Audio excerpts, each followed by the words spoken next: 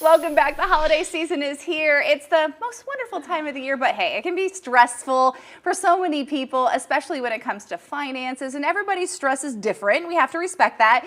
Joining me now is Bethany Lacey, Executive Director of the nonprofit Boys Town, South Florida, talking a little bit about how we manage that stress. And that's so true, because some people's stress is, how am I going to afford to buy my kids something for Christmas? And it can also be, oh my goodness, how am I going to wrap all these gifts? So it goes different all for everyone. Absolutely. So how do we manage it? Well, at Boys Town, our goal is to help families find balance during the holiday season so they can focus on what truly matters, which is connection, joy, and mental well-being.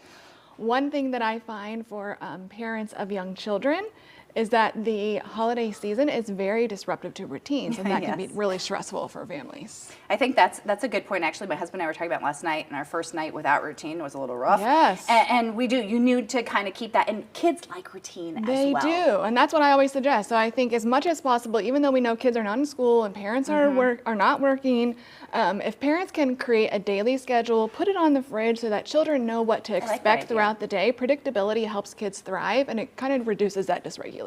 How do you talk to kids a little bit about expectations? I mean, I feel like we're getting down to the days, and I'm hearing some brand new requests from Santa, and I'm thinking, okay, well, you know, you may not get everything you asked for. You may not get, so we really encourage parents to have a planned time, what we call family meeting, so that there's a planned time each week to talk about expectations, what to look forward to.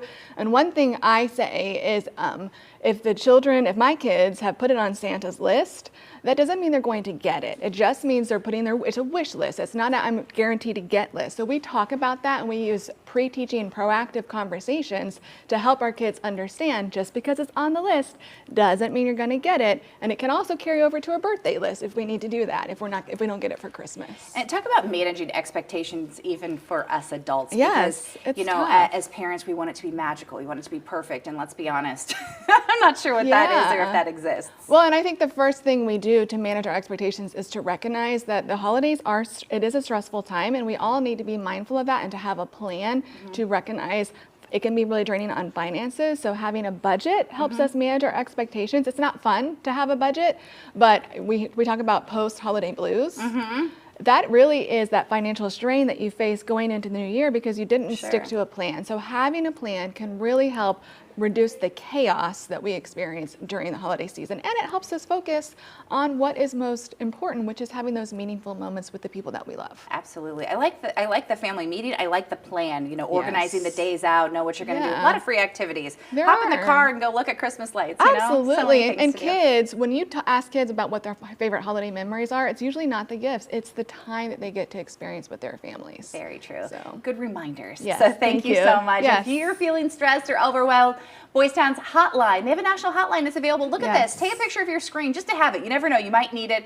1-800-448-3000, available 24/7. Again, save this. You never know. Thank you. Really good advice. We appreciate it.